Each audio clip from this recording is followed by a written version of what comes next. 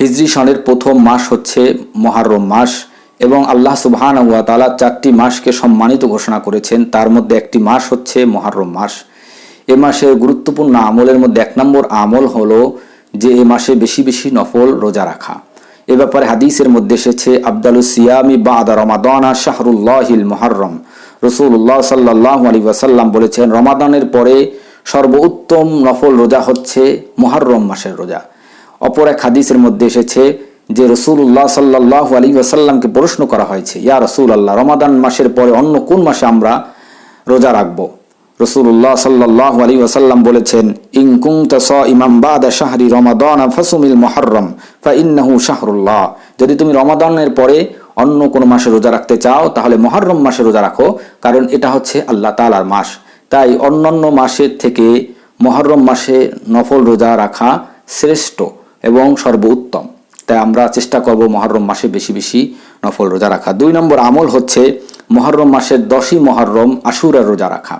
এ ব্যাপারে হাদিসের মধ্যে এসেছে রাসূলুল্লাহ সাল্লাল্লাহু আলাইহি ওয়াসাল্লাম আশুরার রোজা এত গুরুত্ব সহকারে রাখতেন, অন্যান্য নফল রোজা এত গুরুত্ব সহকারে তিনি রাখতেন না, যেটা আশুরার রোজাকে তিনি গুরুত্ব দিতেন।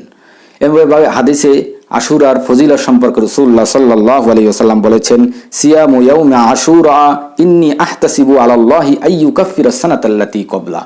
রাসূলুল্লাহ সাল্লাল্লাহু আলাইহি ওয়াসাল্লাম বলেছেন, যে ব্যক্তি আশুরার দিন রোজা রাখবে আল্লাহ সুবহানাহু ওয়া তাআলা তার পূর্ববর্তী 1 বছরের গুনাহ ক্ষমা করে দিবেন।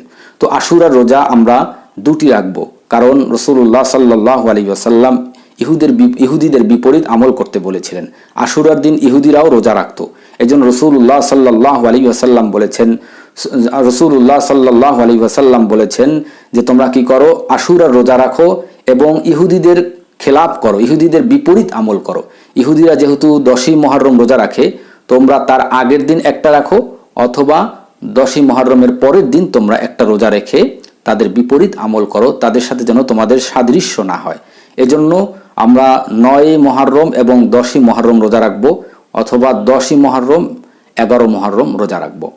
এটা রাখা উত্তম এবং সর্বোত্তম, তাই আমরা এই কাজটি করব। 3 নম্বরে যে আমলটি সেটা হচ্ছে যে তাওবা এবং ইস্তেগফার করা। এই মুহররম মাসে বেশি বেশি তাওবা ইস্তেগফার করা। এ ব্যাপারে রাসূলুল্লাহ সাল্লাল্লাহু আলাইহি ওয়াসাল্লাম বলেছেন, ফিহি ইয়াউমুন তাবাল্লাহু ফিহি আলা কওমিন ওয়া ইয়াতুবু ফিহি আলা কওমিন আখারিন।